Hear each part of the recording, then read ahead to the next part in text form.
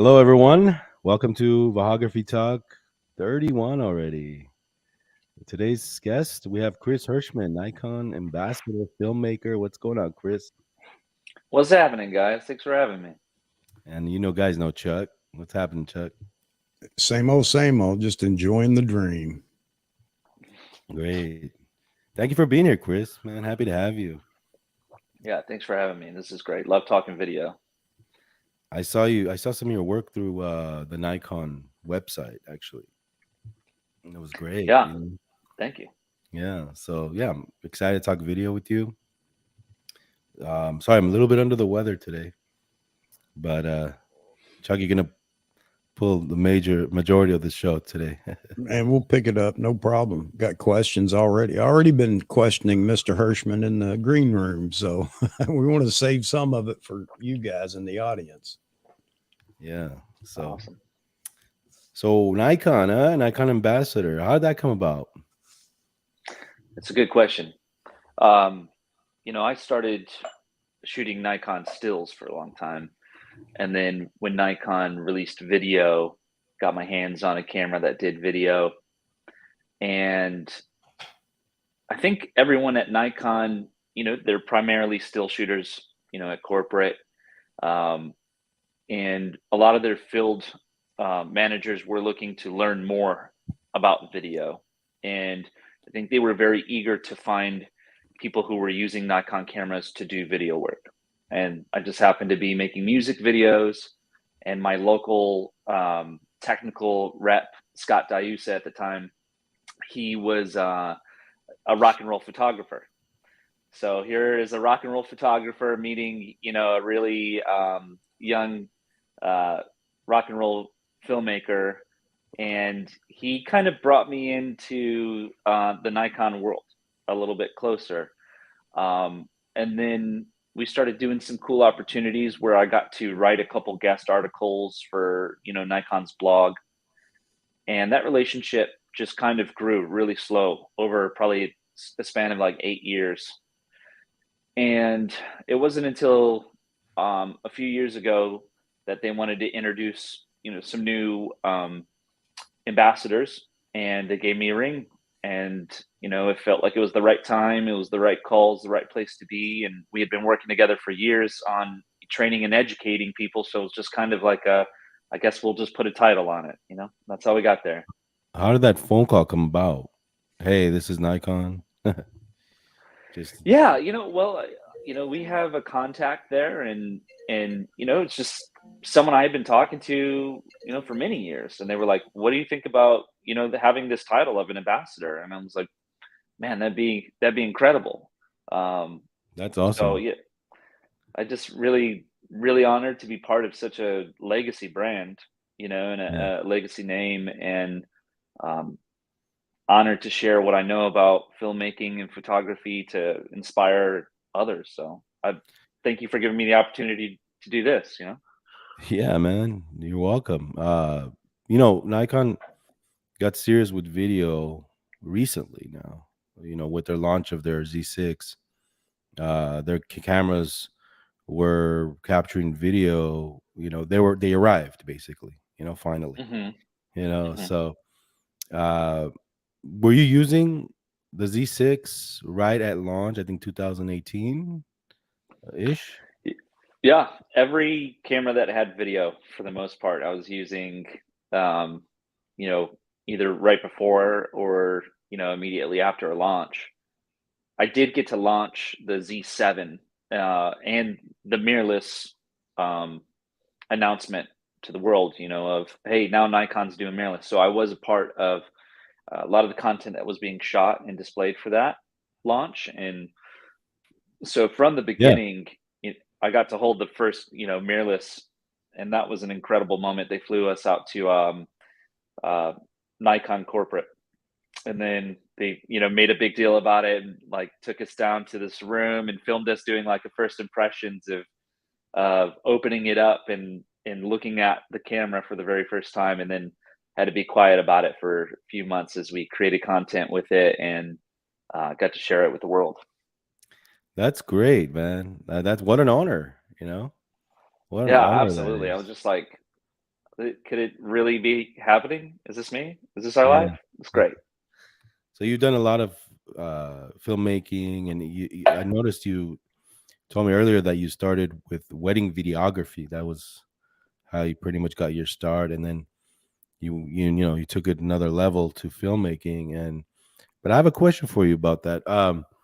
As far as Nikon goes and Sony, I mean, the elephant in the room is the Sony. The Sony is and Canon. They have their cinema lines, and they're kicking butt with video. So I know you're a Nikon ambassador, but I want to know, what can we do as far as, like, what can Nikon do to compete? I know the Z9 has propelled them to a whole nother level now within the video features that camera has. That camera has features that no other camera right now in its class has as far as video, and that's great. But what do you think they need to do to kind of like get some of those old users back?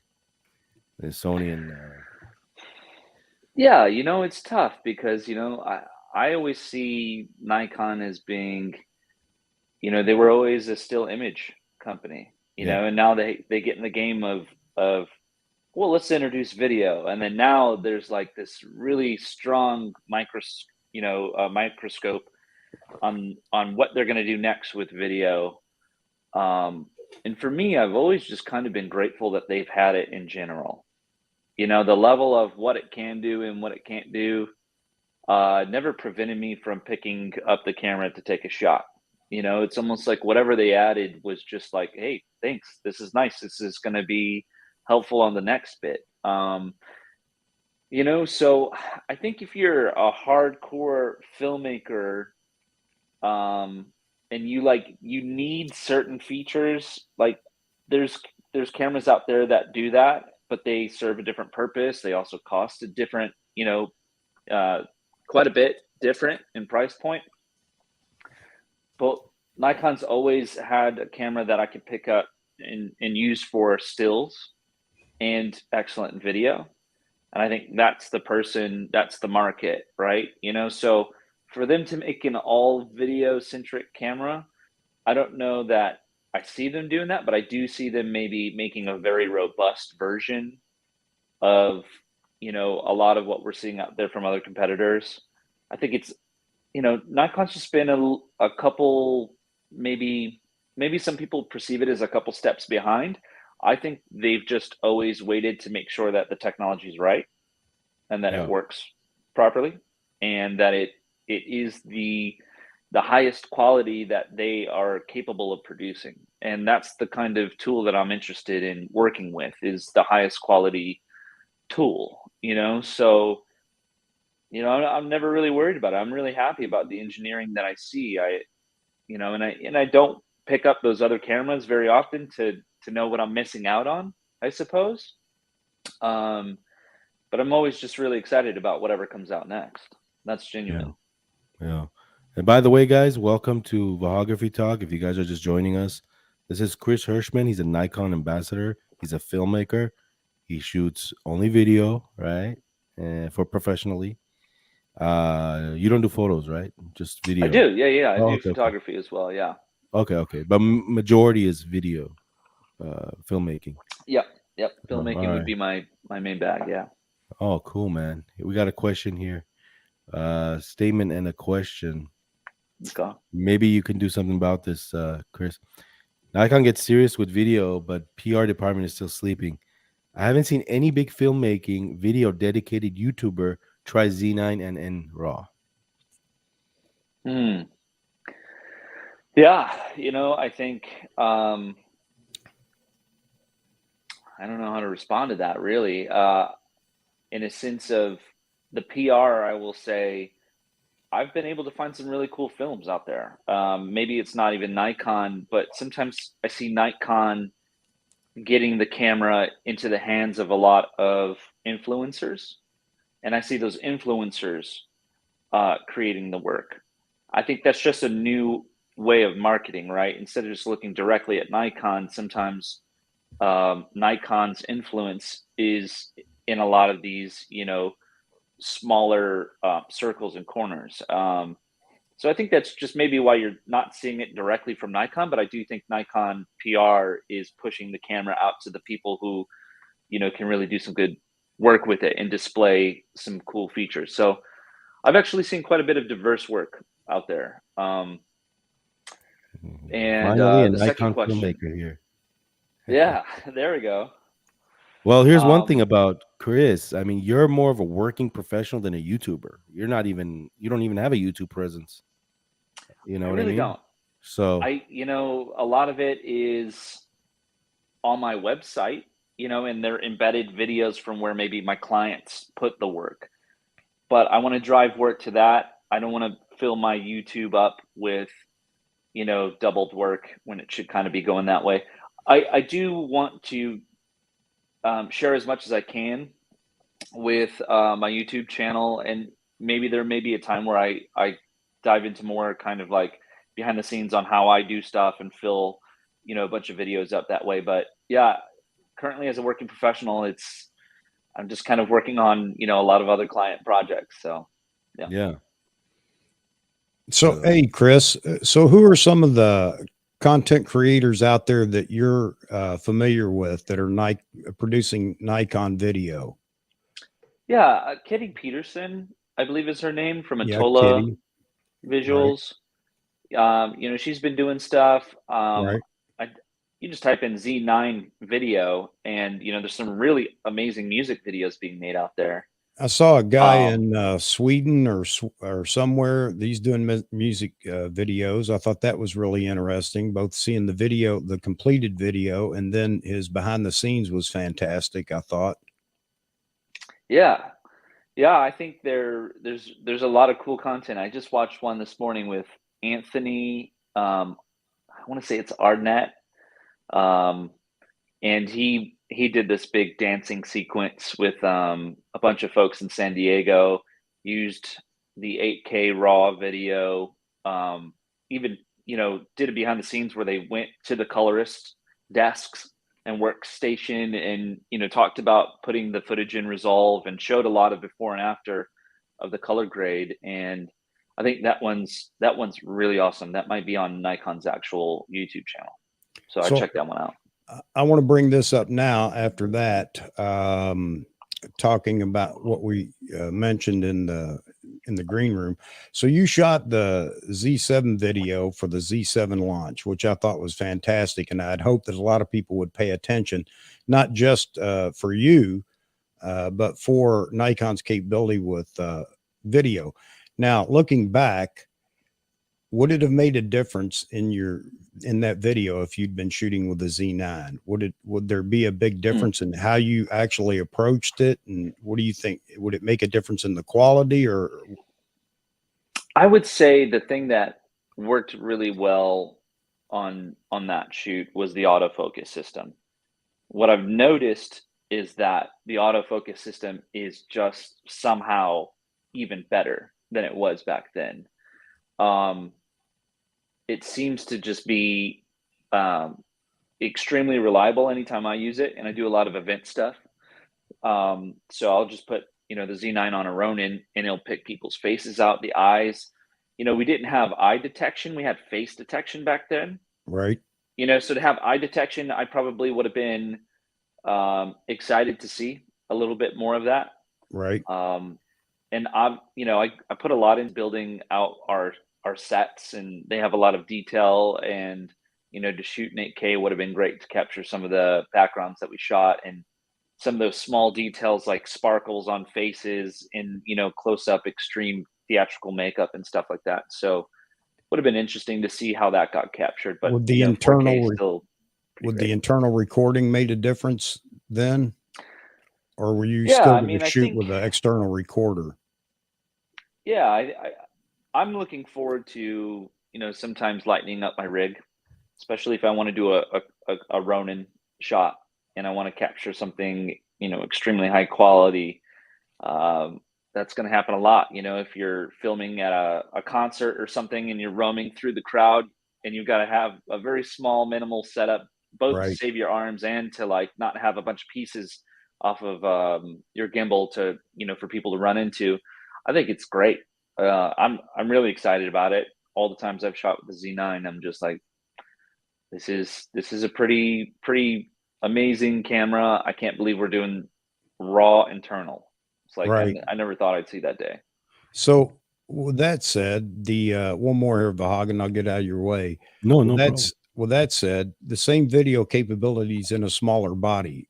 I mean, how important is that for Nikon to get that out there? I think it's inevitable.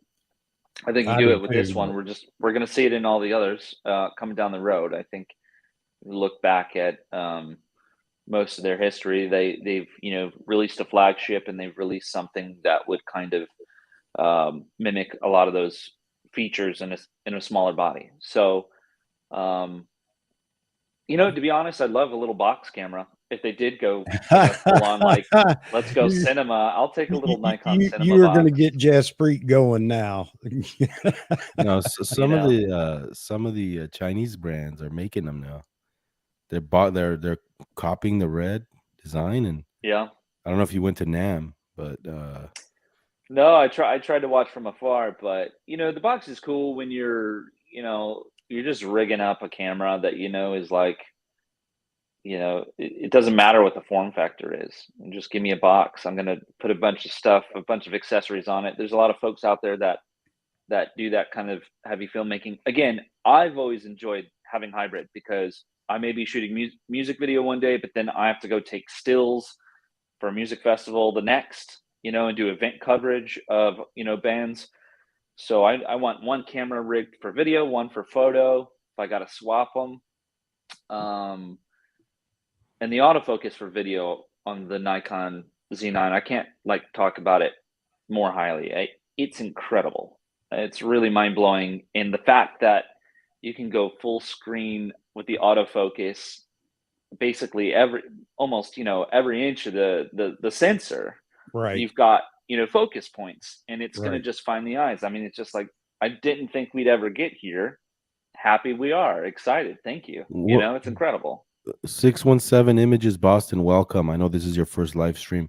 I was just out shooting wildlife with my Z9 this morning, and I'm still in awe of how good the AF is. Yeah, I mean, I've been using my Z9 Incredible. for a few months, and I don't know if you got a chance to see some of my reviews, but I did some reviews with the Z9. We've been talking about it on this show for a while now, and it's a great camera. I mean, for photography and video, I'm happy with it.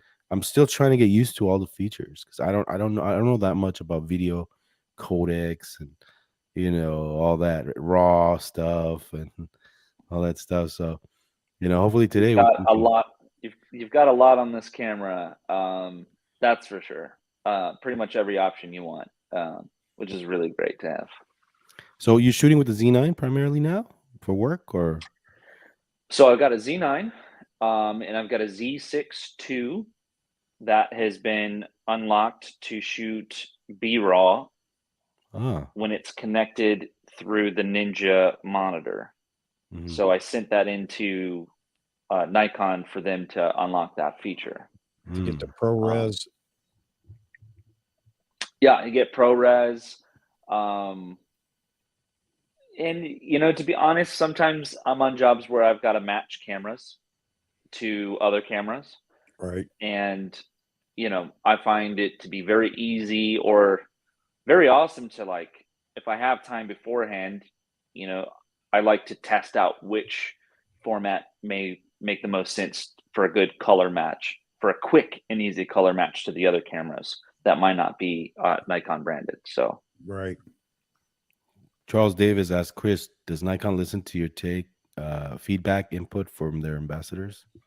Oh yeah, I mean, they're emailing us all the time to say, hey, I remember something about some audio features that we got emails about. Do you use this often? How likely would you use this feature?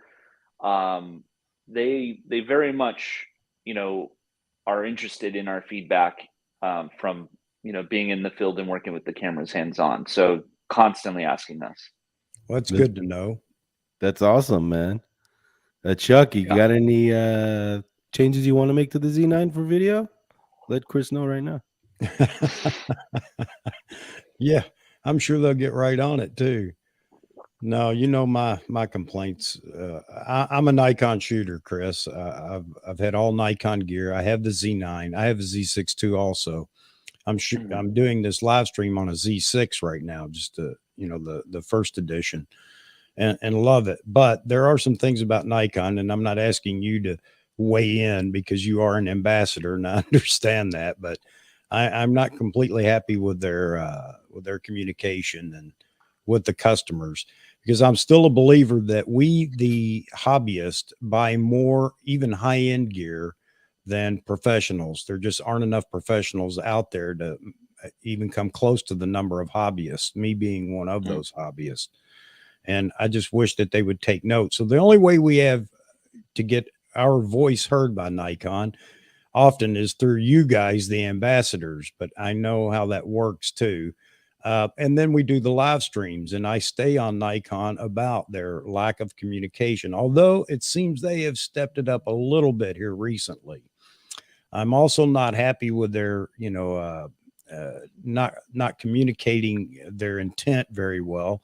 And I think Nikon is a company that's very slow to react to things. Again, I am a dedicated Nikon shooter. I'm brand loyal, not a fanboy, obviously, because I'm not saying everything's perfect. But, and I've been harping on them to enter the ring completely. The Z9 is a fantastic camera, wonderful camera. Brought a lot of new technology to the table for all brands, all manufacturers, but it doesn't work well when that's the only thing you have on the menu. And yes, I know they will eventually get around to, you know, another camera that has these features, but I just wish that they would do it sooner rather than later, because I know that there are people that are chomping at the bit to explore Nikon, but they don't have a camera yet that's in their budget or meets the same standards that the Z9 sets. So that's just me. That's just for me. But I'm glad to know that they do listen to you guys. I really am. Yeah. Hey, Chris, I got a question. The Z9, have you tried the features of the 2.0 yet, like the oversampling? I haven't fully edited RAW. I've shot RAW for some tests, but I haven't been able to get into Resolve yet and mess around with it, just because I haven't really had I haven't had it that long, and I haven't really had the project to really test it out and ring it out. So I don't want to shoot a lot of footage because it does eat up quite a bit of space. So you kind of save it for, you know, the right moment when you really need that, or else, you know, you jump down into, you know, a little less robust codec. What's So your but go ahead. what's your go-to lens right now for just all around walk around? This one, the 14 to 24. Oh, okay. This has been a really versatile lens, minimal distortion at the edges, the autofocus, super snappy on people's faces. I like to start here, and I wasn't really like on the G series lenses. I wasn't like as big of a fan, or like that wasn't my go-to as much as this one is. Yeah, well, they did good video on the D5, but it wasn't, the autofocus wasn't there. So that's probably why you really didn't dive deep into that. But I mean, now with the 14 to 24, that lens is killer. Have you used the 14 to 30? I did when it first came out. And what do you think of that lens compared to that monster? I thought it did really well. You know, if you're shooting outdoors and you're putting NDs on stuff anyways, you know, there's really no need to add all the extra weight. You know, to go to the 2.8 here, it is valuable when you're shooting a lot in low light. So, you know, the 2.8 with a Z9 man, I shot video up to, 8,000 ISO, and it still looks clean, looks Wow. clear. I try not to, but I have definitely cranked it to just be like, what can I pull off here? And it's beautiful. Something that I'm looking forward to, actually, to kind of circle back to the 2.0 update, is shooting some of the slower shutter speeds. I have a project that I'm doing next week with a light that is circling someone's face as they're performing, and usually to show action, we would like crank up the shutter speed so that it just, it's a little cleaner and sharper. But I want to experiment with video that's a little blurrier and drags a bit. So I'm excited that the camera can do that. That's in good time for something that I'm going to shoot next week with a band. So Nice. some cool features. I do want to try to shoot that one primarily in RAW. So I should have a good amount of RAW, footage to work with after next week. So I'm excited about that. Nice. That's So awesome. on the lenses, are you satisfied with the Z mount lenses for video? 100%. I use this wide along with the 24 to 70 2.8, and between those two for video, it's amazing. Again, it's super quiet, whereas if you use the FTZ adapter with some of the the G series glass, it can get a little noisy. You can't hear a single thing with these lenses. Right. It's incredible. So all of those things just make it an incredible camera for video purposes. It's really come so far. It's crazy. I'm just showing some of your videos. Yeah. So this is this would be my website you're looking at. And this is a little fantasy short film I put together using the Z6 too.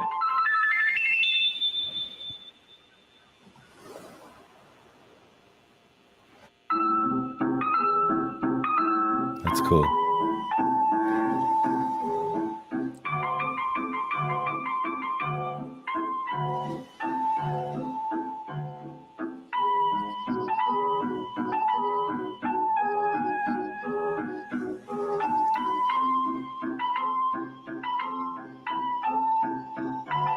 So was this an experiment with more cinematic rather than like with the music videos?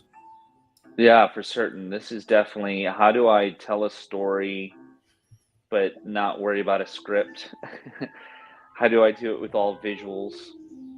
How do I test the camera in all these different lighting conditions and rigging? We shot this primarily on a Ronin, and we pretty much did it all autofocus too. There were times where we did have a fizz controller to pull focus, but for the most part it was just an experiment to add some subjects and get some cool motion going around and feel like it has a context, which is a non-verbal short film. Right. After doing music videos for so long, I just wanted to give myself an opportunity to step out of that box for a moment.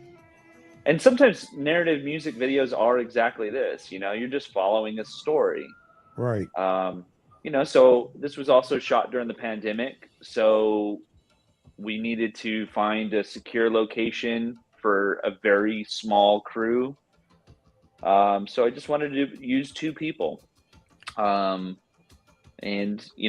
we found a location that served as kind of our home base to shoot this, and I really like how it came out. It was fun, simple, but it kind of tested out the camera and all the different things that I wanted to see what it could do, and that's what that whole video is about. So do you have a crew, or do you just collaborate when you go into a project like that? Oh man, it's so different. I like directing. I like camera operating. I really do prefer, myself being the camera operator. But when, there's 40 people on set and they're all kind of asking me, so this was all shot by me and my buddy Riley Phillips. Joe McNally. And, yeah, when I get the opportunity, I love to get and be the person behind the camera. But, there's times where I got to step out and be the director. Joe's awesome, man. I got asked to spend a couple weeks following Joe in all these different scenarios as he's testing out Z6, Z7. Oh man, that's awesome. So, Joe's got these beautiful backgrounds he's already set up, so they work perfect for filming. And this was shot all in log, and then I sent it to an actual colorist to, properly color this thing. And I just couldn't be happier with how it came out. Wow. So it's Nikon. Yeah, it's behind the scenes, but I try to shoot it a bit more cinematically. Yeah. I think you did a great job. Thank you. I mean, I think it really matched Joe's energy and his elegance in his photography, which is kind of what I was trying for. See, that gets lost sometimes when we watch these videos. We're so concentrated on Joe and taking photos and looking at the stills, it just kind of gets lost in the sauce. I don't know how you promote it more so that not you, but Nikon, so they understand instead of just one little line at the end shot on entirely on blank. Yeah. Because you did a great job there showcasing what he was doing, and it was with a Nikon camera, and that's important. Is this with Nikon too? My camera angle was Nikon, but this was a lot of cameras put together. This was at Sweetwater Sound here in Fort Wayne, Indiana. I know Sweetwater. They're great. Yeah. What lighting are you using here? What are your lights? What light setup? Man, we use aperture lighting mixed with some Lupo panels down on the ground. That place has quite a bit of variety of lights that we were just kind of, putting together to light up this entire studio room. And we also had professional stage lighting behind there as well. Nice. So this is in order right here? Like in order? Like this is your latest? I would say, yeah, this is amongst the latest. Yeah, this was something I shot actually here in the room that I'm sitting in. So what are you using here? This is for the microphone company. Okay, Shure microphones. We're not using a Nikon on this production, but this was something that I directed, that I wrote, concepted, and edited, put together. My buddy Brian Myers here locally shot it. But yeah, it's the dynamic range. It's a music video. But it's a commercial for the microphone. So I love the dynamic range here. What are you using? What cameras? This would be a Blackmagic on this one. Ah, okay. Yeah. Very nice. I sent this to a colorist as well. So, when you send stuff to a colorist, they're really able to, bring the picture back, especially the highlights, and really, man, I can't tell you how many revisions we've gone over to get some of the colors the way we wanted it. But my buddy Jesse colored this, and he's great too. And this is very it's great to work with. Thank you so much. It's great to work with, a team of people. I like being able to shoot a video, edit it, put it out, but I find it, really fun to work with other folks, set designers when I can, colorist. I like to send my audio out to have, some professionals work on it. And then that way you just kind of build a fun team, a crew. It doesn't feel like you're doing it alone. And you get to have this experience with other creative people, and it becomes, a collaboration. And that's what this video was, and a lot of other videos. I really like that it I've worked on. when you turn a review into an actual video. I love this. It's kind of like the extreme. It's not the extreme, but the extreme of this would be Josh over at Make Art Now. I mean, his Mm. anamorphia video is just out of this world as a review of that lens. Yeah, this is a review of the microphone. You're hearing it, like everything you hear was taken from that live take. So, that's kind of the fun I get to do with being a musician and a filmmaker and working in, the music retail industry is I get to talk a lot about, all the, I get to work with musicians and pull it all together. This is us shooting that fantasy film and some BTS behind it. So the video that you did to launch the Z7 or that you were part of, I mean, in the Yeah. launch, is it safe to say that was the one that put you on the roadmap as an ambassador for Nikon, as a filmmaker ambassador? Because I No, I hadn't heard mean, of you. I'll tell you, I hadn't heard of you until then. well, I suppose as far as publicly, Okay. perhaps, you know, um, I think it's funny because some of the stuff that I have done, you people might not know, but they've probably seen. Like I worked for a company called Chicago Music Exchange, and I created a video that's got I don't know how many millions of views. It has to be like well over 50 million views, and it's called 100 Riffs. And it's a Okay. guy playing guitar without stopping, and he's playing 100 guitar riffs in a row in chronological order of when they were written. So And I we're don't gonna know. have to see that, aren't we, Vahagan? Yeah. Yeah, sorry guys, we were watching his videos and all this comments and questions here for Chris. Um yeah, that's impressive, man. That Shure commercial review video, that was Thank awesome. you. And by the way, we're Nikon centric here, but we're No, actually we're like we're all for the arts, man.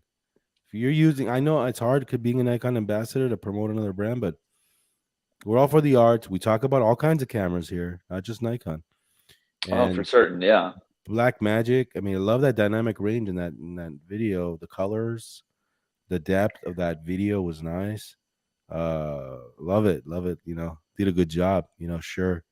So a lot of music I see a lot of music influence I see in your videos. So I Yeah. love it. Thank you.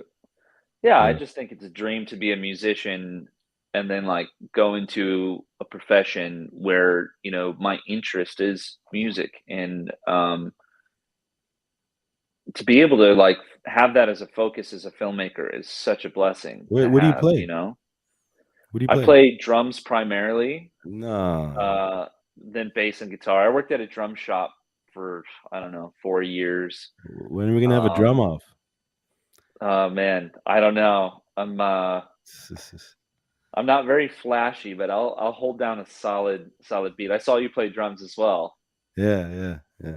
I used to be Yeah, in a band in high school, but you know. Hey, nice. You go ahead, plug your band. What is it? Oh no, I'm not in a band anymore. But back in the day in high school, Yeah. I used to be. I grew up listening to Rush. That was my favorite band. Okay. Yeah, Neil So Peart, yeah, my man. Yeah, I'm in a band right now. We're called Touched by Ghoul, and we're based out of Chicago. Not a founding member of the band. I just joined recently, but I've been friends with these folks for a very long time. Drum nice. teching for them in the studio and making sure all the drums sound good on the records.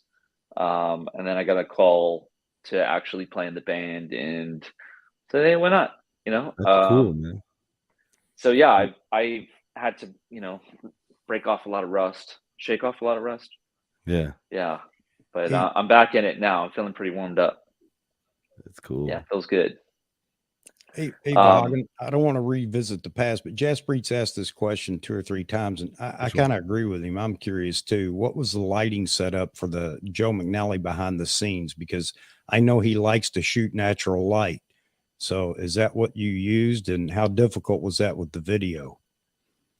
man, with Joe, you kind of just got to follow Joe, and Joe's not always going to stay in one place. Right. So I didn't really light him. I let the cameras, I looked at what natural light he was sitting in, and we would just expose for that, and we would find the right angle. And that's tough too, because you can't just flatter Joe. You need to have the camera in shot, in the shot. Right. And, sometimes, we'd shoot. One of my favorite views was like the opening slow-mo shot of that, the muscular back Right. on that athlete. We would shoot, I want to say it was a 35 millimeter 1.8. Between that, we did that in a 50 1.8 on a Ronin and shot in slow motion. And it gave us some of the best beauty shots. You shoot it real shallow, gave us plenty of light, and it gave us a really great depth to the space. I like shooting pretty shallow. Again, if you have strong, autofocus, you can get away with that stuff. Run and gun on a gimbal. So the lighting there was none. Okay. It was pure documentary style, just run and gun. And I just try to find the best angles and use the equipment appropriately. Yeah. That's fantastic, because that's a testament to what the camera can do also, to be able to pull that off with no artificial lighting. Great. Yeah, guys, I want to apologize for the questions. I don't see them, but now I'm scrolling up. Let's get some of these through these as quickly as possible, because we got a lot here. Hold on, where are we at? Jasprit asks a good question here. How do you feel about the new Nikon focus by wire feel? Like, do you have any experience using Cine lenses? I do have experience, with cinema lenses. I don't know that I have big opinions about it, to be honest. The only opinion I have is sometimes I wish the focus ring was a little wider for me to fit my focus rings on my teeth. When I'm putting my follow focuses on. It's actually funny. A lot of times I'll put my follow focus wheel on my zoom because I like to do snap zooms, and I know that the autofocus is going to pull just fine. So there's been 2 instances that I've really tested this out, and one was just shooting music video, pulling in and out. It works great. But I put the camera on an actual Steadicam with an operator, and I did a Tilta Nucleus M wireless follow focus motor on the zoom on a 24-70, and I had this person move around a musician, and I would zoom in and I would zoom out as they're moving around, and that image would stay tack sharp on that musician's face as I'm like doing these slow, graceful zoom in and out. It wasn't a big snap zoom. Right. So I've done something nice and slow, and I've done, really rapid changes. You got to get used to it. You got to get used to the focus by wire on the Z9 and the lenses. It's all practice. But I wish they would have like this amazing peaking feature that just you could see, you know what I mean? The peaking, I think, helps. I haven't played with my Z9 that much. I'm not sure how well the peaking is. But no,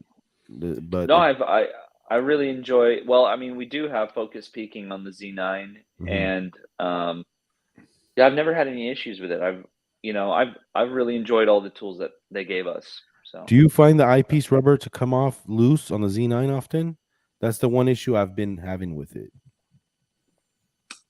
I can't say I've taken it in and out enough. It kind of stays built in a cage, and it goes into a big think tank case built so that I don't have to constantly rebuild it. So I haven't had that issue.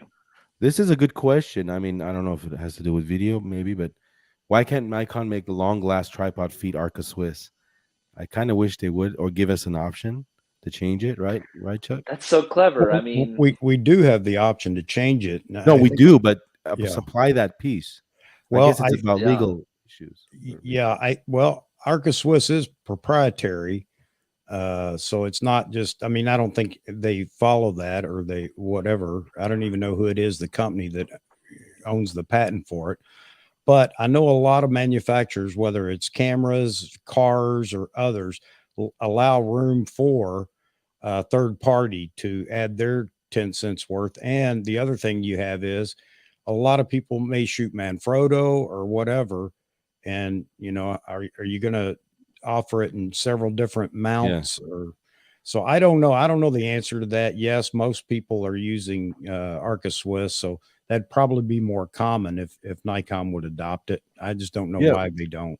Arca Swiss, real right stuff. You know, it's easy, it's great. Hey, here's a request. I want Nikon to add more compression ratio from NRAW, just like Blackmagic did with BRAW. They have 4 different compression ratios, and 12:1 files are smaller enough to use from YouTube videos. All right, Jasper. I'm right there with you. Yeah. Yeah, can't agree more. I think that's probably, hopefully, what we'll see in future updates. You know, is the ability to change that compression rate. Like I said, you know, like right now, if you're just shooting in RAW, you know, you got to have some cards, you got to have some space, you got to have, you know. But it'd be nice, you know, if the piece that you're working on doesn't require that, but you still like the features of, you know, what RAW gives you in your post editing process. 100%. Yeah, I would like to see that as well. I don't know if you can comment on this because you're an ambassador, but what cards do you use right now? What are your go-tos?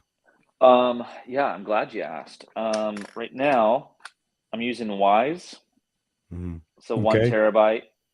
Um, you know, they reached out a while ago to see what I was working with, and I didn't really have, um, you know, one that I stuck with. And then I tried their stuff, and I've had no issues with any of the cards. So I've kind of stuck with them. They've been a Here- great company, and they seem to to be very close to supporting, you know, a lot of professionals out in the field. So here- I like their stuff. Here's a good question. I want to know the answer to this. How does shutter Okay. speed affect the video's frames per second? Does it only matter if I try to snap a photo while recording a video? Well, to answer the question, it matters quite a bit. You know, frames per second. The golden rule is that you want to double your frames per second. So if you're at 24 frames a second, the closest on our cameras would be 50. 1/50th of a second. Yeah. Now, if you're using cinema cameras, you're most likely using camera angle or shutter angle, which is set at 180, and then you would change that, you know, forward or back depending on the look that you want. And similar, when you go down to 1/30th of a second, if you're shooting video 24 frames a second, you're just going to get a little bit more blur. Okay. And then if you crank that up to, you know, an 80th of a second, you're going to get things that are a little crispy. So to be honest, you know, a lot of the Joe McNally stuff, we were shooting breakdancers, and I wanted to have a bit of a sharper image. Um, However, the result that you're going to get is that it might seem a little more stuttery or flickery, in which cases you can use that effect. You can use that look. It has this high energy look to it that I do think is actually kind of nice. So, you know, however, to not distract your viewer and to give them an image that they're used to, doubling your frame rate, or your shutter to match what your frame rate is, again 24/50th of a second would be standard issue. Yeah. I do that. If I'm doing 24, I use 50. If I'm doing 30, 30 frames per second, I put it on 60, 1/60th. I don't like that jittery kind of look, you know, like I don't like that. Yeah. I like it to be Now it gets smooth. really important. It gets really important when you turn your camera into slow motion. Yeah. Um, you Yeah. know, Not once you sure. start, go ahead. I was just gonna say, what were you gonna say? Because um, Um, so if I'm at 120 frames a second, the closest shutter speed I have is 250th. That's, you know, my equivalent double. However, when you change your camera frames per second, it doesn't automatically put you at that number, right? So you have to you got to think to push that up. That's one thing that I kind of wish the camera would just automatically do, because I do notice a lot of slow motion video out there looking a little blurry. And that's just from seeing the footage a lot and understanding that someone has probably put it in slow motion but has not increased the shutter speed. The camera will snap to its minimal, it's the 125th. minimal setting. Yeah, but it's like, really, you need to double that. You need to be at, you know, 1/250th. So if I'm doing 4K 120, you know, 250th, cool. Yeah. Yeah, 2/50th of a second is going to get you the proper look. Awesome. Yeah. I have a question for you, and I'm not sure because I haven't played with the Z9 that much. Can you record on both cards, one card recording 4K 120 and one card you can't do that, right? No, I believe we're limited to one card capturing all the media at the moment. So, you know, it would be nice to see maybe some redundancy there. I know that that's you know, a big play within, you know, some of the production cinema cameras out there. Maybe not, you know, the large reds and things of that nature, but, you know, the C200s and C300s. You know, those will go dupe into 2 SD cards, but no, not like recording at the same rates at the same time, 2 codecs. Oh, I see. 2 different frame rates. No, not, and that won't work. But as far as 2 different like settings, like, okay, I want to do 4K. I want one with the picture profile and one with just raw, or you know what I mean? Yeah. That would be cool. Yeah, I'd have to sit down and fuss with the camera to see, you know, what it could do. But I think, is there any F lenses that have impressed you when using on a Z9? Any F lenses? Yeah. F mounted. I use the 105 macro lens. The G version. I find, yeah. Okay. Yeah, I have that. I have yet to upgrade into the current one. It was kind of like right before they announced that they had that lens coming out. So I picked one up, and I was like, man, I really like this look. I haven't filmed a lot with macro, but usually when I'm shooting macro, I'm not auto focusing. I'm usually manually focusing everything. Yeah. So I still haven't really found the perfect use case for me to you know, justify moving into the Z. Of course, I want all Z glass, but at the moment, I just don't shoot it as often. But I'll tell you right now, manual focusing, that G lens is much easier than focus by wire. Really? It's a little tricky when you're doing it with the Z lens. Yeah, you got to get used to it. The mannerism of the focus is not the same. But here's a question for Chris. If you had the Z9 available when you did this, would you use when you did this? Okay, which video was he talking about? I don't know. So I guess you would use the Z9 instead of the CZ6II, right? Any time of the day. It's hard to say. Okay, well, I mean, one of the big things right now is like we're going internal, and that's nice. However, there's a lot of things that are nice about going to the Ninja recorder and going to that format of hard drive. For one, I've invested a lot into that system. So I have a lot more, you know, Atomos media cards for, you know, footage and offloading than I do currently with the CF Express cards, right? So if, you know, that's a real consideration, you know, because, you know, this 1 terabyte card is a couple $100, you know, internally. But to get a couple SSD cards or some flash storage to put into my Atomos a lot cheaper, a lot quicker, and it depends on if I want to dump footage, very quick and very often. So that's what I like about where we're at with Nikon right now. I have options. I have cameras that I would want to take to a certain gig. I would have other cameras that I think work in other gigs. Yeah.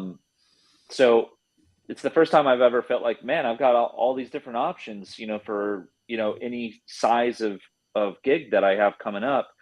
And I'm not always just taking whatever's the latest video. I'm actually hanging on to my cameras longer, right? Because we're doing firmware updates that are expanding its technology. And I don't feel like I'm always having to just have the newest camera. And that makes me feel better about hanging into Nikon and hanging on to my bodies longer. And That's awesome. yeah, man, I think it's a great system right now. I've got a question. It's not so Nikon related, but you're talking about pulling focus with your wireless focus pulling. What are you using as a monitor to pull focus that doesn't have latency in it? How are you doing that? Oh, well, that doesn't have latency in it. I mean, can't is say that's an issue with pulling focus, right? Yeah, it certainly is. Yeah, I was using the Atomos 19, the Sumo 19. I think we just got called into a drum off here. Someone wants a drum off. All right, I would, let's do that the next call. We'll do a drum off. What was the question?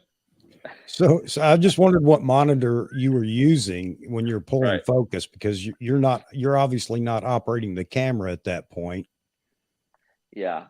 The Atomos stuff is typically what I'm using for monitoring. There is some issue of latency by a couple frames. I want to say at its worst it was at like 6 or 7. Okay. It hasn't been my lifelong journey to minimize that and find products because it's so rare of an occurrence. And that's why I typically just throw on autofocus and I say, this is going to work. This is going to be better than what I can pull in. And man, I really haven't had a lot of those issues, It's amazing at how many people have gone to autofocus in video, because initially that was the big argument, was you're losing a lot of your cinematic qualities with not pulling focus, because it's just everything you move to is going to move into focus. But if you were on the same subject, like you said, and you want to transition from them to the background in focus, then pulling focus was always the king for that. So anyway, I was just curious. I know there are a lot of wireless monitors out there, and most of them have so much latency, it would be very difficult to pull focus. I guess that's one of the complaints about them. Yeah. I for any instances where I'm ripping focus by hand, I'm just looking into my Atomos Ninja V monitor, and that that's not very latent. Slightly is but less so than if I'm going to yet another monitor behind that's going to give me a few more frames of latency. So I like to manually focus from either the back of the camera, which is 0 latency, or I'm going to go into looking at that monitor. Okay. Abdul Rahim, I haven't had any issues, but then again, I haven't recorded 8K for a long period of time, so I don't know. Have you had any experience with the long time recording? Like, yeah, there was a day where I was shooting interviews back to back to back, and I noticed it got hot. Never shut down on me, but I was like, I'm gonna go ahead and let these cards cool down before I put them in. Are you talking about the Z9? Download. Yeah, Z9. Okay. All right. Again, nothing was lost, nothing, but I'm pretty sure it's a lot of processing. The camera's winding up pretty hard, and I don't know exactly what's happening in a technical, space, but I most certainly, remember being like, oh yeah, this is noticeably hot, but again, it didn't affect any of my workflow, and I was still able to shoot, 8K, and yeah, shot all day, and the camera never shut down. I had a great time with it. What are you using as far as editing? You use Final Cut or what are you using? I use Premiere Pro. Okay. Um, I used to be in Final Cut. I've tried them all, but with my group of editors, they're usually working in Premiere or Resolve. Resolve is kind of like the next frontier for me. You know, you got the big discussion of like, okay, we're hobbyists and we're professionals. We're using this gear. We want to unlock, the highest quality that these cameras can shoot in, but for me, like, I'm like an assembly editor. I'll assemble my cut. I'll do the storytelling with the editing, not very flashy. I'm not doing a lot of heavy graphics. I'm not doing heavy color. Once I set my picture lock and it's all locked in and I'm not going to move it, I'm going to export something for an editor to take into Resolve in color. If but if you're shooting, if you're not shooting in RAW, if you're shooting, are you shooting in flat picture profile? I was shooting in log. Oh, okay. In ProRes. So, I've Okay. got those files. Now with the raw stuff and the B raw, those are things that, like, instead of just handing off one, it gets a little trickier. You kind of need to just give them the whole project because they need the actual files, not an export of a 422 HQ ProRes file. What do you think about Blackmagic's recent announcement and concerning DaVinci Resolve and being able to export or basically share proxies immediately while shooting it? I know it's an expensive move, but it looked pretty impressive. The ability to share and immediately begin either color grading or color correcting or editing or whatever. Yeah, I think I haven't spent a lot of time learning about that. I heard about it. I'm excited about all the advancements and all of the you know the workflow folks. You're right. Yes. There's Yeah. the workflow folks. I'm not necessarily one of those workflow folks.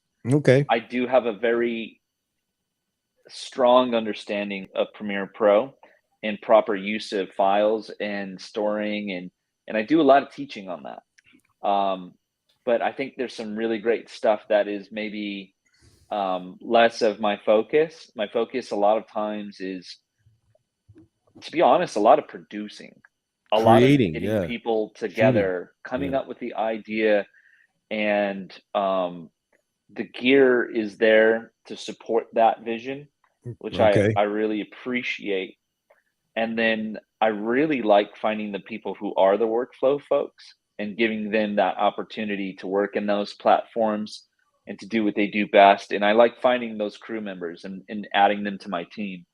And I usually ask them, a lot of like, hey, what's going on? Like, what is, what's the preferred way of, getting my stuff colored? And, you have to Right. think, even though I'm not coloring it, I have to be thoughtful about the way I'm cutting my footage to send it to an editor or to a colorist for them to properly, Right. color it.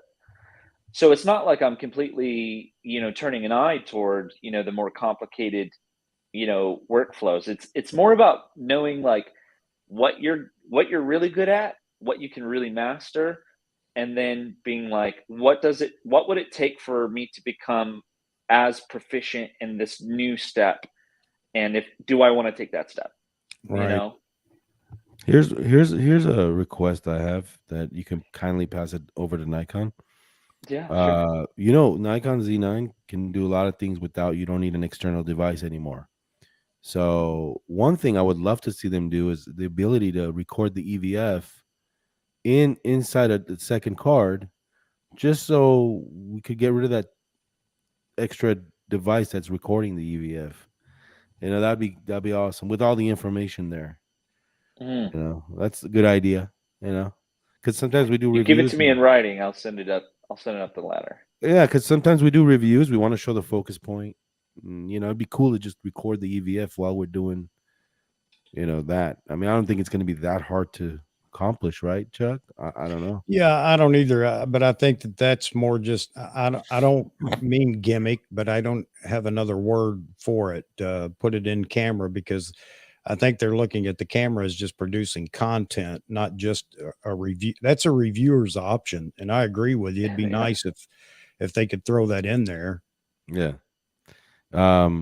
One other thing is, do you what is the best result for a 4K video? Record in 8K, render it in 4K, or record it in 4K?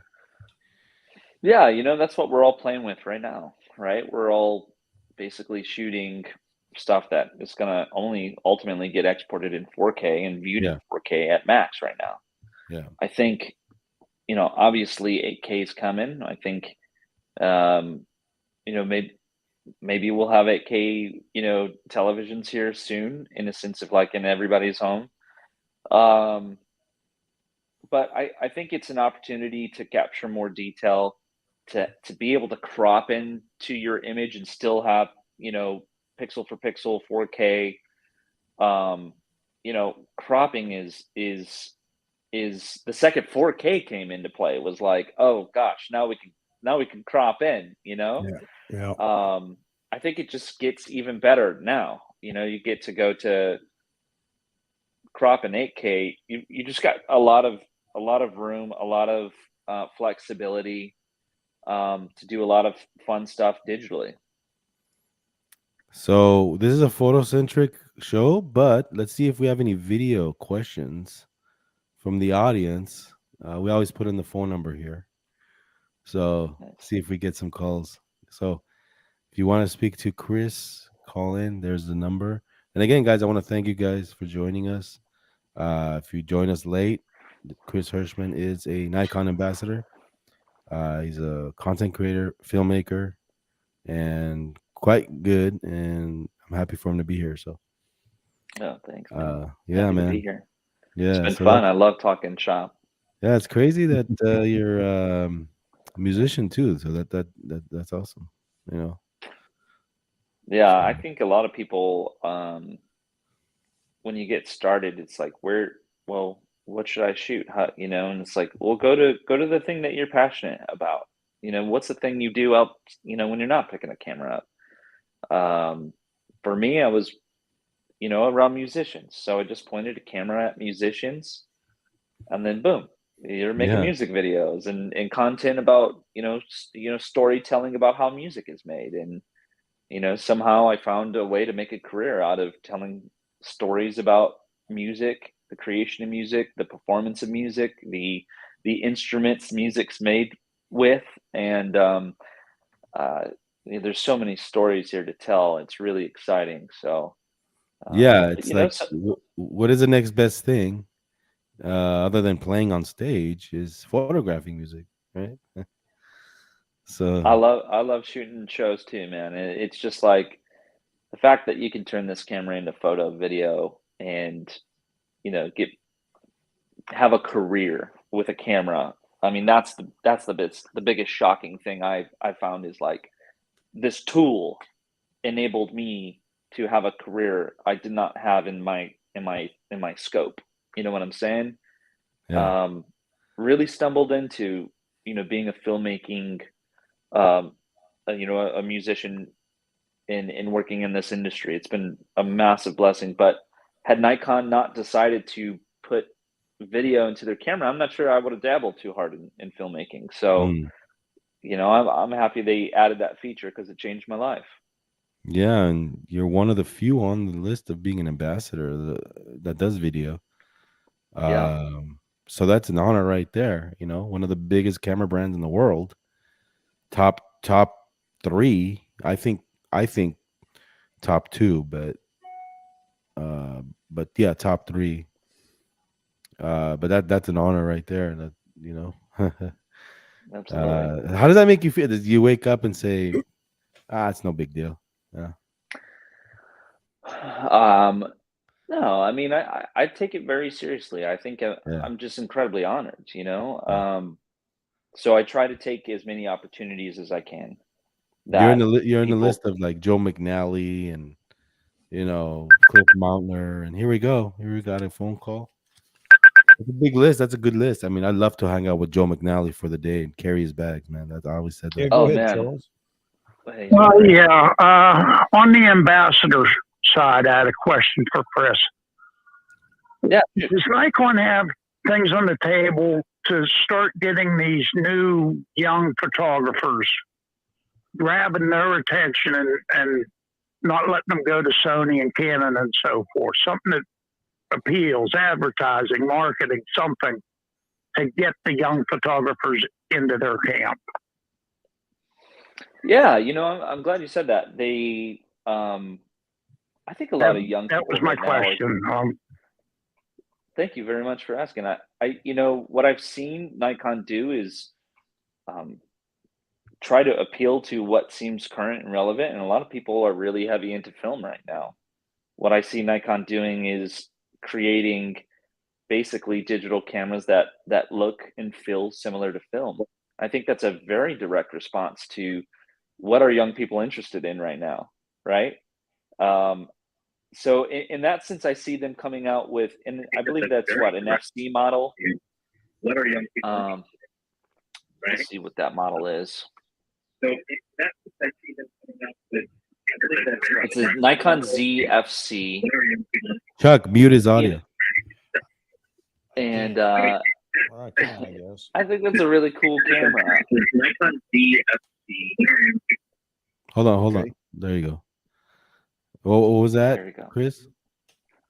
Oh, I was just saying, I think that's a really cool camera, and I think that's a direct response to, you know, how are they trying to appeal to, you know, young folks who are getting into photography right now is, you know, everybody's picking up a film camera and, you know, shooting film, but they're going to easily, you know, hit a wall of, wow, film is very expensive right now. And then to develop it, you know, and, and I love film. I love shooting film. I think that's been a great educational thing to do, but I think to come out with you know, a small model that resembles you know, a film camera, I think is a direct response to, you know, what young people are into today. Yeah, Hope that answers that. great answer. Hey, Chuck, Charles, who's Also, that? I do want to mention that you know, Nikon releases like filmmaker kits, you know, that have everything that you would need to do you know, like a video podcast and to do vlogging. And so they have these materials that they package together for people who are doing, you know, content creation. And, you know, it comes with, you know, everything that you would need to go out and be a content creator with their camera. So, you know, they're creating those products, they're bundling the products and partnering with, you know, Rode mics and you know, I forget some of the other folks, but they're putting in, you know, gorilla pods and stuff for, you know, young filmmakers and content creators. And so I do see them in just about every lane trying to reach out to the professional, the enthusiast, the people who are, you know, just getting into it. And you know, I think they're trying to do their best to appeal to a lot of people, and that's a big wide audience to have to make products for. Yeah, just like Jasper says here, they're moving in the right direction, and I'm happy for that. But Yeah. do you ever get like Sony users like looking at you and say you're using Nikon for video? Like I get that yeah, all the I mean, time when I'm at weddings, man.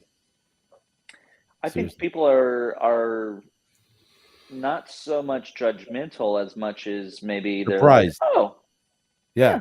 okay. That's I just don't. The most common thing is I just don't see many people doing that exactly. with video, and it's like, yeah, I don't have a boiled down answer as to why. He goes, I had a videographer friend tell me, the Z9 can do that and that and that. Really? It's like, yeah, really.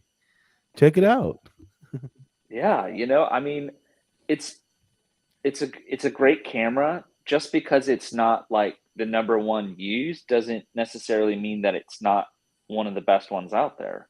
You know what I mean? I don't want to drive the same car everybody else drives. You know what I mean?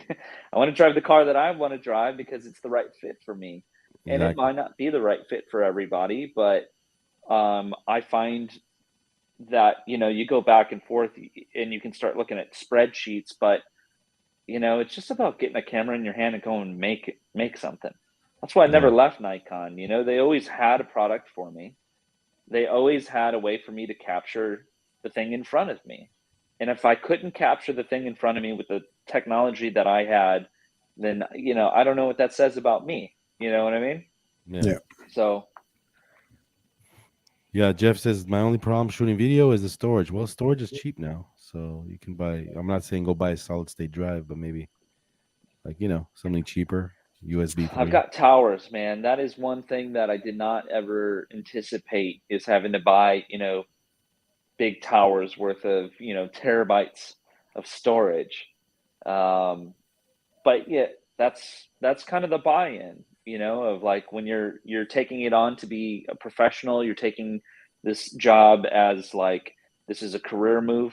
There's so many things in expenses outside of the actual camera that the camera causes, that, you know, like I had to throw down like $500 on cases. You know what I mean? That's a hard one. You know, I'm like, I just want to put this in a bag, you know, but actually when you start investing in the right bag, I use think tank bags, and not like endorsed by them or anything like that, but the organization and the ability to put my camera inside a case, zip it up, and it's built, and I get to the gig fully built, and it's there safe and it rolls and I fly with it.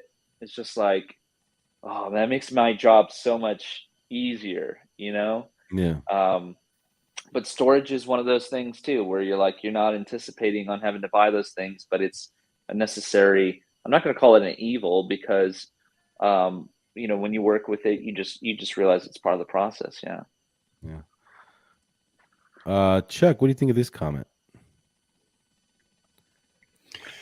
Doesn't seem to have a plan of their own. It's copy and paste from Sony and Canon. I don't even know if it's copy and paste. Nikon marches to the beat of their own drum, but you're right.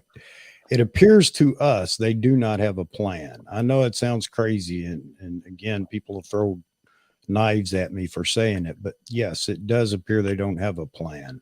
I know they do, but it's not articulated extremely well. I don't know about the copy and paste part though. What do you mean Yeah, copy? I agree. I don't think that they don't follow Sony and Canon. And if we have to break that down into two different categories. One being innovation and product development, and the other being marketing. Yeah, I don't know. What does Nikon have planned for the gateway cameras Z6, Z7, and 8 bodies that lead to a Z9? Long Rider. And by the way, Long Rider, thank you for the super chat, man. I'm just learning about all these things. But yeah, what does Nikon have planned for the gateway cameras?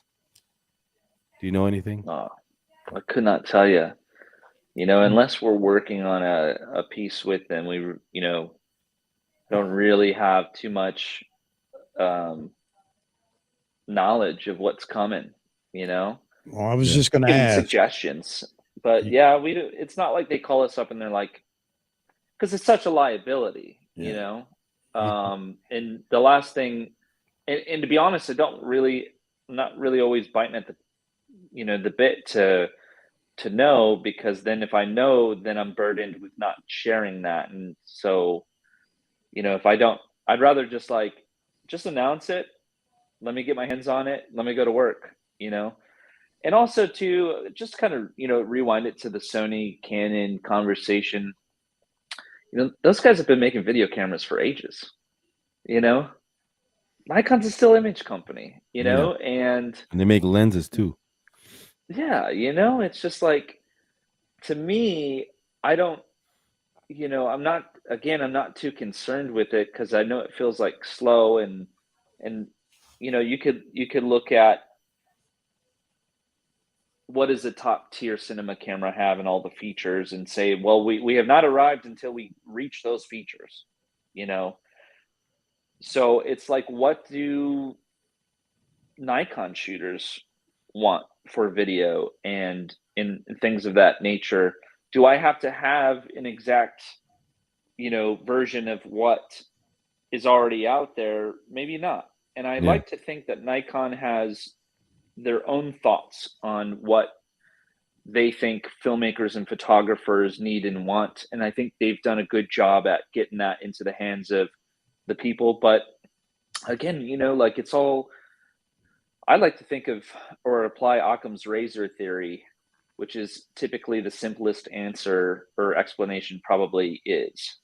And, I don't know what it takes to develop these cameras. It probably takes a lot of energy, a lot of thought, a lot of time to develop some of these features. And Nikon is probably, as far as their size, especially up to Canon, Canon also makes printers and makes all these other Yeah. things. I don't know what kind of resources affect how quickly we get I features. I have to disagree with main. I disagree with that. I think Nikon does have a plan, and they've done a lot. They've made strides over the couple of years. Well, look what they've done with the Z9. I mean, they surprised us with the price, the load of features that camera has, the features. Even like if you just took photo out of the equation and just look at the video side of things, like, come on. I mean, I think we're always trying to look at, okay, you know, try to pick and nitpick stuff. But I think that, they have a plan. Of course they do. Look at all the lenses they came out with: 400Z, 800 light, 6.3. Like that thing is just crazy good, and it's a hot lens right now. 800 6.3. Yeah. So they've look at the lens roadmap, Chuck. They've done a No, lot of things. no, I agree. And that's why I broke it down to marketing or production, innovation and production. I agree. But they don't articulate it in any way, shape, or form. So I would agree somewhat with his comment. Not necessarily that they aren't innovating. Yes, the Z9 supersedes all Nikon cameras and it goes a step beyond what's currently on the market. But I just think that, of course, they're not going to give the city away with every bit of information, but they just do a terrible job at being able to keep you interested, to keep people, not just as Nikon shooters, but bring new people into the Nikon brand. And that's my biggest pet peeve is why am I an advocate for that? I don't know, but I strongly feel that Nikon needs to tap into the younger audience, get them involved in Nikon rather than letting them go to Sony and Canon. That's my Well, issue. there we go. I mean, hey, Chris, One you're doesn't you're a young guy. one And doesn't do it. We need to find a way to tap into my stepson and all his friends will only talk about Sony. Why is that? What is Nikon yeah, not doing to attract them? yeah. Well, And once you're embedded in a brand, you're likely to stick with it. Not absolutely, but you're likely to stick with it, especially as you begin to acquire gear and lenses and unless things like that. So you've unless lost those people. unless you have a guy Mhm. like Vahagen trying to convince you otherwise. Nah. But hey, Michael, I'm not sure when the next time, but maybe me and Mosman will be out there in Huntington Beach. Do you ever come out to Southern California, Chris? I just got engaged in San Diego 2 weeks ago, my man. No way! Congrats. Congratulations, man. You should call me. I would have took some pictures. Oh man. Our That's buddy cool. Eric Frost joined us on a boat. Eric is a nasty photographer and he took some amazing shots.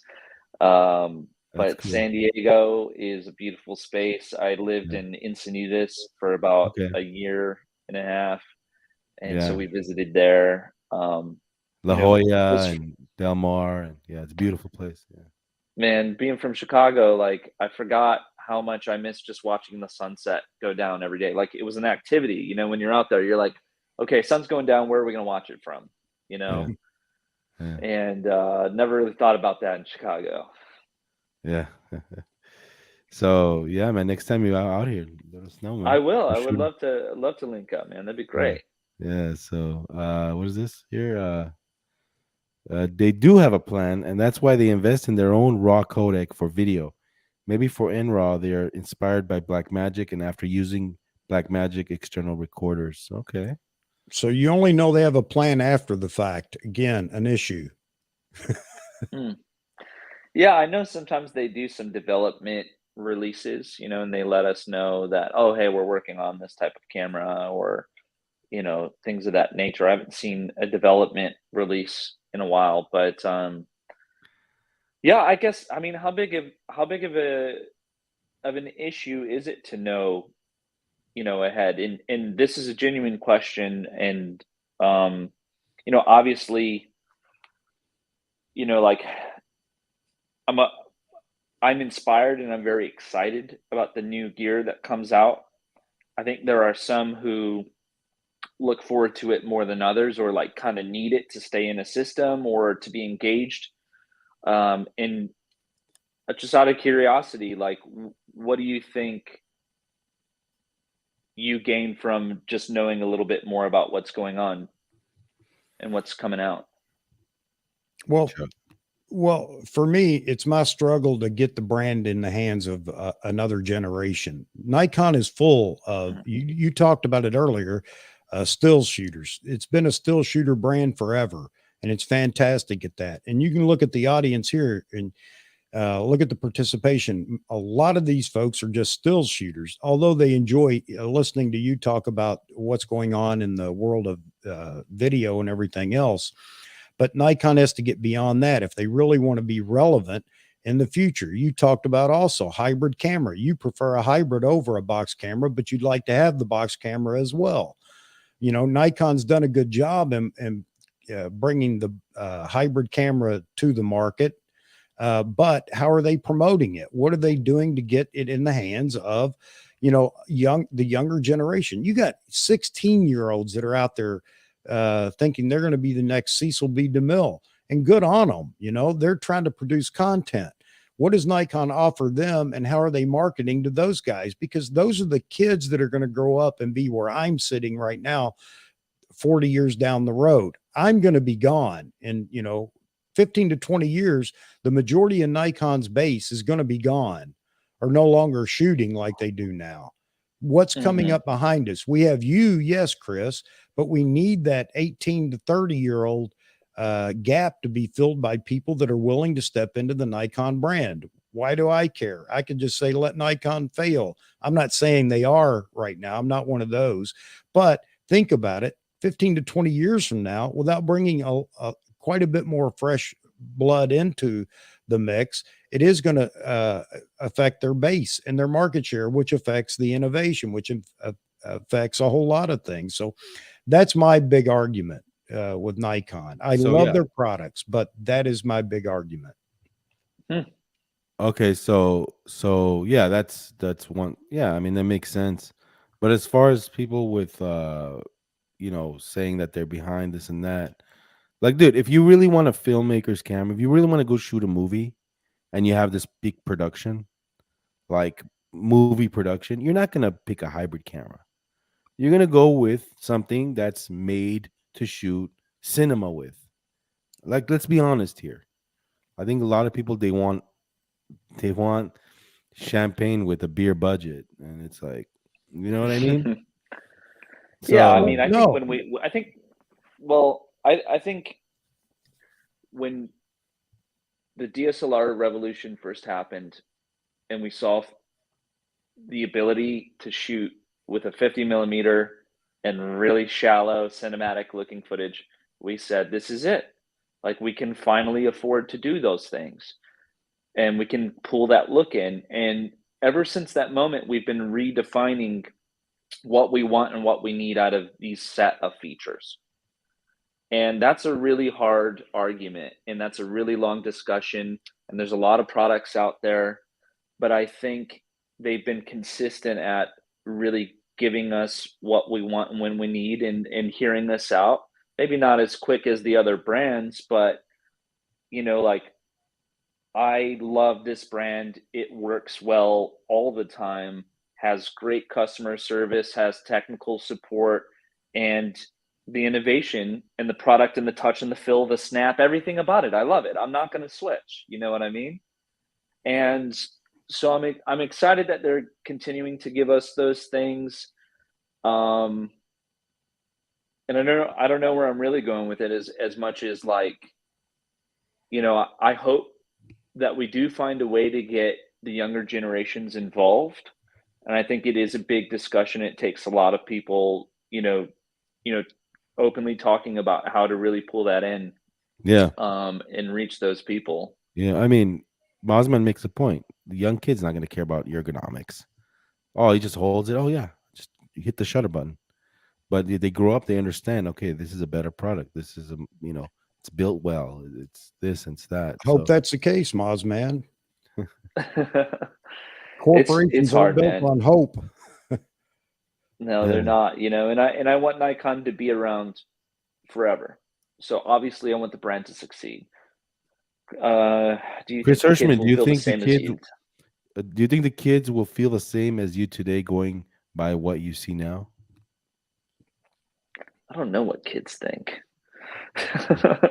you know, I it it's real short content. It's like video is so short in this, like how do you turn an iPhone into a mirrorless camera? Is Yeah. kind of like how quick and instant can you turn around what you shoot? So if I'm thinking, how do I keep kids involved? How do I go straight from my mirrorless to TikTok? Yeah. Well, Like yeah, but if you want to close the gap all the way and go to the most extreme. But see, that's not a valid argument for us. Yes, they're going to use their cameras for TikTok and whatnot. I don't see anybody in the camera industry trying to market to TikTok shooters, but there are those that are shooting. I mean, if you hang around with these kids, I'm around them all the time. They are content creators, whether they're good or bad doesn't matter, but they're investing in a brand, and that's what Nikon is. I mean, they're a corporation there to make money. Okay, they can't ignore things like, well, who cares or whatever. They have to listen to what the trend is. And Vahagan, you brought up something talking about if you're going to do a high-end project or whatever, you're in cine cameras and cine lenses and all that. Absolutely true. But nobody starts at cine cameras and cine lenses. They start with, now that we have it, hybrid cameras. And then they continue to develop and move up the food chain within that brand. So, yeah. Oh, you can totally do it with what we got now. Yeah. And it's just putting it out there for the young generation, Yeah. And I don't mean to be harping on this, Chris, don't take me wrong. Again, I love Nikon or the equipment and everything else, but I'm going to continue to harp on this because I want Nikon to do even better in the future. It's not my place to do it, but I took it on as my own quest, and I'm going to stick with it. With that said, I hate to say it, guys, but I'm going to have to bow out. Yeah, we're gonna end it here. But first of all, I want a couple of plugs. Frames TM, what's up, Frames? I haven't seen you in a long time. He also has a YouTube channel, Chris, and he's more like the philosophy type about cameras. Check him out. Frames TM. Chuck has a channel. AP Studios. He does live streams twice a week. And he has a community and a lot of great talks there. But then we have this once a week, so we have guests on here.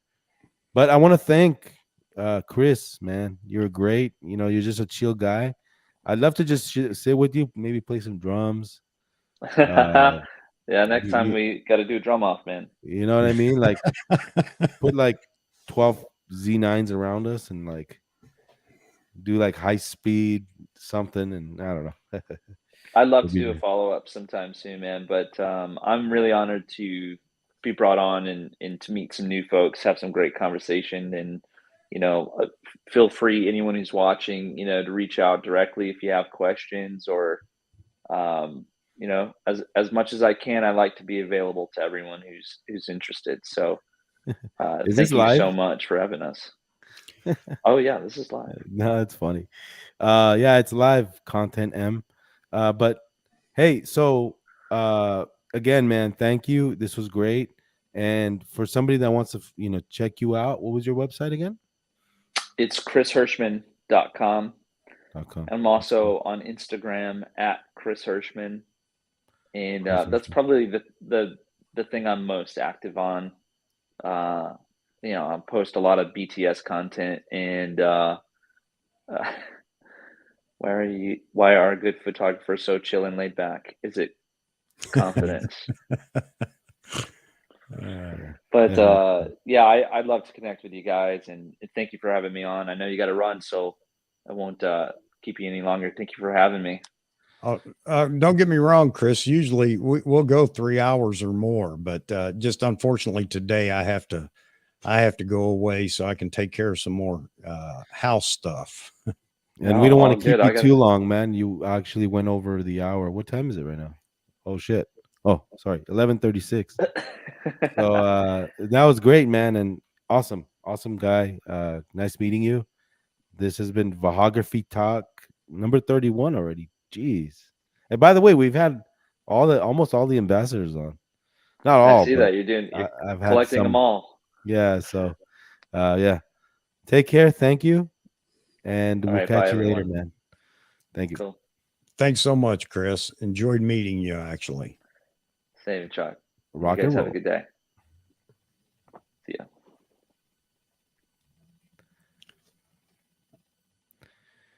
He was great. I liked him. Great guy. Yeah, absolutely. And very cool, chill, laid back.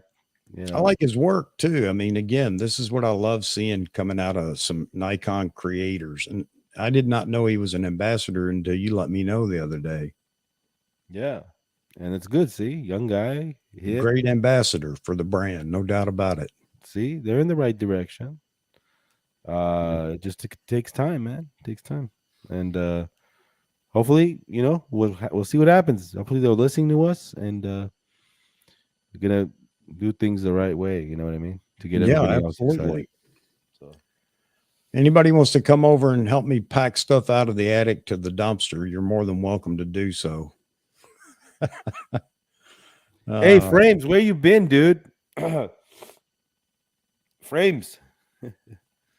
I sent you a link if you want to join. Hey, Chuck, you got to go. Go for it. Yep. I'm out, guys. Hey, just a shameless plug. Tomorrow, 12 noon Eastern is the next live stream.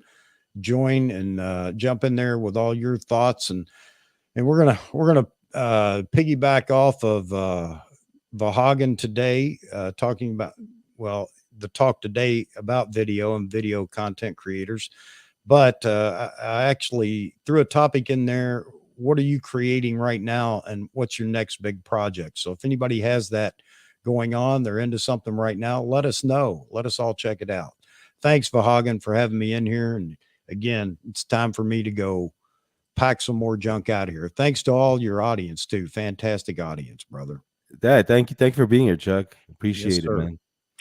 All right, folks, with that, I'll say goodbye. See you tomorrow. All right, buddy. So thank you, guys. This was great. And great show. Great show today. I really enjoyed it. I really like talking to like-minded individuals. Chris Hershman was great. And let's see. Yeah, James, Charles, Jasperit. I know you were excited today. A video guy coming on. Mozman, Michael. Hey, man. Next time we're out there, we'll let you know. And I know you're from Huntington Beach, so we'll let you know. Send me an email. Let me know if there's anything going on at the pier, if anything I should know about. You're from the area, so if you would know like great shows coming up on the water. So Michael, let me know. Send me an email, man. If there's something I don't want to miss with my long lens, I'll be there. You know what I mean? So yeah, send me that email. Michael McDermott. So Mozman, when you coming back, man? Yeah. Mozman, did you miss Los Angeles? I mean, Southern California or what? Let's see. Get out. Make some more video cine, guys. Hey, yeah, I'm working on it, Jasper. I'm working on it. I might have some of my friends come on. Um, I had a guy come on. He's a very good filmmaker, wedding filmmaker. I don't know if you watched that show, Jasper. Check out number 13, Vahagraphy 13. He was awesome. Um, so check that out. That was a great show. If you wanna check that out, he's a filmmaker too. Kevin Shaheen. Uh, yeah, man, it's good to see frames, man. I thought you were missing in action. Water sports, beach volleyball tournaments, yeah, anything, man. So, what would you do if we were just starting out and wanted to become a professional photographer? Just look at other people's work, man. I mean, see if you really like it. See if you really like photography and dealing with clients. Some people they don't like dealing with clients, man. They just want to shoot by themselves and it's another thing, man. It's tough. It's tough. That's for everything. Okay. Um. Yeah. See if you like it dealing with clients. That's the biggest drawback from that. Yeah, that'd be nice. So anyway, I can't log into my messages here. Frames. I can't. You're texting me. I don't know what you're saying. So anyway, all right, man. This was fun, and and oh yeah, yeah, man. That's why we do this, man, to get your mind off all the BS going on in the world, man. If you see the bride's mother, run. Yeah. So who I might have a wedding professional on soon. That'd be an interesting talk. He's an interesting fellow. Okay, don't know if it's possible. Yeah, I've heard of him, James Matthews. But all right, everybody. Well, this was a good chat. Thank you for joining me. Like I said again, um, and we'll talk very, very soon. We'll see you guys next week, and I'll probably be on Chuck's stream tomorrow at 9 a.m. Pacific time. So, what are you doing tomorrow, Frames? Get on that show tomorrow. I have you here now, so no excuses. You can't say you didn't know about it. So tomorrow, Chuck's show at 9 a.m. What do you say we see you tomorrow over there? So okay, that's awesome. I got your email. Yeah, man. Just send me anything. I love like the other day I was in Huntington and I caught that jet ski race. I would have never known if I didn't see it. So that was awesome, man. Good place. What's going on, Todd? Jeffrey. Hey guys, here's a plug.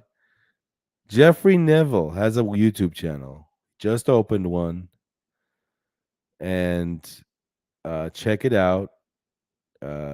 Selective imagery on YouTube. Sharing his bird images and birding and wildlife. So show him some love, guys. Go on there. Go on his YouTube channel. Show him some love. Subscribe to his channel. It's fairly new. Just started. So I think it's called Being Tired. So yeah, man, subscribe to his channel. It's great, great storytelling and birding photography. Um, so I'll hit you up. Okay, all right, bro. Sub to Jeff and like everything he makes. Yep, exactly. Jeffrey Neville, please share the link your channel here right now. Yeah, share the link. I'll post it up. And welcome 617 Images Boston. I always like to see new faces and new names on my show, you know? It's an honor and a privilege to see new people on here. Great logo, by the way. I like this 617 Images logo here. It looks really good. There you go. Selective imagery on YouTube. Jeffrey Neville's brand new YouTube channel. So show him some love, guys. Go ahead and subscribe to his channel. And that'd be great. Frames again. Frames has a YouTube channel. He's been working, but I want to push him to make new content. Frames, that video you made, that your latest video you put out, Mr. Frames, was amazing. All right. It was great. I loved it. I want to see you put out more content, man. And I have an idea for you, but I don't know if you're down for this idea. I'll let you know what it is. It's another live stream show, but it's on the crazier side. You said something to Chuck the other day that really got me thinking about. I'll talk to you about it. It's a good idea. See if you like it. So, Frames TM, check out his channel, and Jeffrey Neville. Subscribe. Come on, we got to boost up Frames to make more videos. So, show him some love. Go in there, and subscribe to his channel right now. Frames TM, my homeboy from India. All right. Thanks for the live stream. Yeah. Thank you, Chris. Seriously, thank you for coming on. Stu Blue, there's another guy that we need to get back. Stu Blue literally created a new channel like 2 weeks ago. Yeah, but he didn't post anything, did he? Go to again. This is where we prop up the small channels. Go check out Stu Blue. If they subscribe, I will do a video on the importance of. Okay, come on, show him some love, man. Go to Frames TM. You're gonna love this guy's work. I love his philosophical approach on cameras.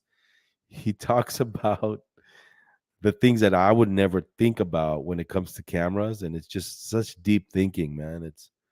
It's entertaining. It's educational. Yeah, man, keep it up. You got something going there, man. You got something going, Frames, and I just would hate to see you stop creating content, man. We came into this game together, and it's I want to see all my friends start picking up subscribers and do good, like I hate to see, like, yeah, work gets in the way, this and that, but we came in this thing together, and I would love to see everybody progress. I'm a guy of championing for the little channel. You know what I mean? It's not all about. Let me tell you, it's not all about like, oh, I have to prop up Matt Irwin because Matt Irwin has 30,000 subscribers, and Matt Irwin maybe he'll say something about my channel, so I'm gonna prop up Matt Irwin. No, man, I'm the opposite. I prop up the small channel. So, and even if I had 20,000 subscribers one day, if I have 20,000 subscribers one day, I'll still be the same guy. If I had 500,000 subscribers, yeah, the production will get better. I'll have bigger production. Maybe have a crew, but that's different. That's totally different. But the personality won't change. I hate this like holier than thou attitude some people have. Man, it's just photography. You're a photographer. You haven't invented the camera, so sit down and like, you know what I mean? Like some of this attitude that we get from some of these channels, like, dude, chill out, man. You're just like me. You're a guy with the camera, and stop with this attitude and stuff like that. But yeah, that's what I want to see, man. That's what I want to see. That's why you always see the same videos being linked up on different websites like forums. Like, actually, I sent an email to Nikon Rumors. I sent him the email. I go, hey man, what's up? Is this pay to play? How come I see on your what is it called, the news week of the day? How come it's always the same characters? I mean, yeah, I'll give him the benefit of the doubt. I don't know if you've seen the videos we're putting out, but I think they're worthy of a link. They're worthy of, you know, a shout out sometimes. So, especially these talks, because we have these Nikon ambassadors on, and hey, it's the Nikon rumor site. I think some of their viewers might appreciate what we're doing here with real Nikon ambassadors. I think that's newsworthy. So I sent him an email saying, "Hey, man, what's going on here?" So, and I'm not afraid to let everyone know about that. I still haven't received an email back from Peter. I guess that's his name, but so that's what it is, man. You just see all the same old links, all the same old characters. We want to see new people creating content. It's not only about me. Like, I would love to, like, I'd get tired of seeing my videos on the same website. I want to see Frames videos. I want to see Jasper make a video. I want to see whoever's Chuck's. It's all about helping each other out. It's a community, man. So yeah, I'm ranting here because it's a community that we should all bring up, like, each other up. You know what I mean? It's not a competition. It's not about, oh, you have this many subscribers, you must be better. No. We all have our style. We all have our, the way we do things, and it's great. Just be yourself, make your videos, and you know, that's it. So, yeah. Anyway, end of my rant. Um Matt gave me a huge bump. No, he's a nice guy. I mean, I'm not getting on Matt. I'm just saying, like, we want to see other creators too. It's not only about the Matt Irwins of the world. It's not only about Vahagraphies of the world. It's not only about, the Chucks of the world. There's other creators that would love to get noticed. Vaughn Stanton, I think his name is. Great guy, great personality. Check out his site. He's a very upbeat guy. He just started a YouTube channel. Love the guy, and he's making great content. We want to see what other people have to say. It gets a little old when you see the same old faces, right, guys? That's my 2 cents, guys. Keep it flowing, keep it lively, and you know, and I'm all about paying it forward, guys. I'm all about paying it forward. It's all about paying it forward. You know what I mean? Hey, I'm almost at 8,000 subscribers. Like, share, comment. Let's get it up to 10,000 subscribers.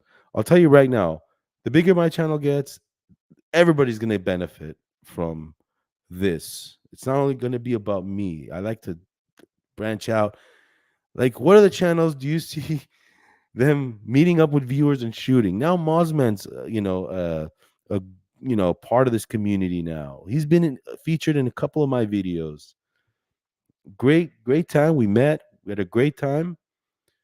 It's all about that kind of stuff, guys, and I'm all for that. So I don't think the word fear is in your dude. It's not. I don't care, Charles. Like, really, I don't care. I was gonna come on. I was gonna come on here. I was gonna rant about something today. I was gonna make a video, and I'll just save it for the video. Something happened to me yesterday, and I thought I'd share with you guys what happened. But I won't do it here. I'll do it in one of my videos. But it just totally set me off. Um, it's a little political. I know. We say, don't mix politics into YouTube. But I have to with this because there's no avoiding this topic. I have to address it, and I will. Um, so yeah, guys. So I want to thank you guys. Seriously, we're approaching 8,000, and it's great. You know what I mean? I'm having fun and just loving it. So All right. Well, we'll see you guys next week. That's all I have to say for now. Frames, make more videos, buddy. We want to see you. We want to see you making more videos. All right. Chuck, good luck with the house. Hopefully you finish and move out so your mind will be free of all the clutter and we can have your 100% attention. But you're doing a great job. Yeah, man. But you don't do more. You don't do a lot of it. That's the thing. We got to get frames, man. We have to motivate frames, man. Seriously. Yeah, he is. He's in India. Yeah, but I want to see frames come down to Huntington Beach, man. I want to see you surfing one day, man. Take care. Rock and roll. Charles, take care. Thank you. Yeah, and we'll see you guys soon. All right. Thank you. Thank you for watching Vahagraphy Talk. This ending was great. Enjoyed it. And we'll see you guys soon. Yeah. We're just getting started, baby. We're just getting started. Are you serious, bro? Yeah, but if you visit US, are you visiting West Coast or East Coast? Don't get me started with this. Oh, I'm gonna be in New York crap. Come on, man. You got to come to the West Coast. That's where the weather's at. Come on, man. We got to make videos together. That'd be the best, man. I can already think about 20 or 30 videos we could make together, man. What's up? What's a frame without content?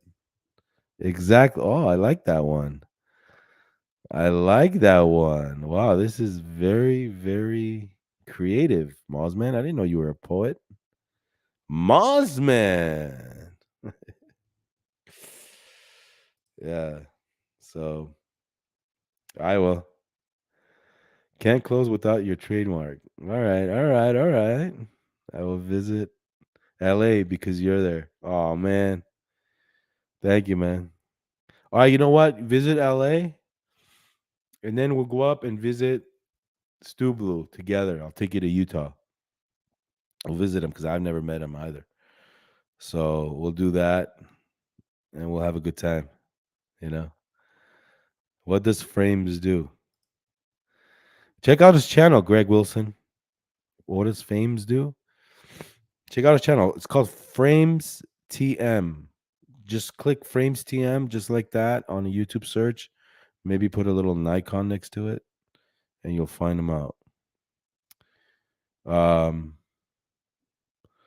And watch for his logo right here. Good, smart man, business oriented. I like him. Yeah, so subscribe to his channel. All right, guys. Michael, nice meeting you. Huntington Beach, rock and roll for sure. And we'll catch you on the next video, guys. Thank you for watching Vahagraphy Talk 31. This is Vahagraphy. I'm Vahagan, your rock and roll photographer, and we'll see you on the next video. Rock and roll. Hey, what's good, guys? Vahagan here from Vahagraphy. If you like more rockin' videos like this one, go ahead and check the videos on the screen and subscribe to this channel, Vahagraphy. Rock and roll.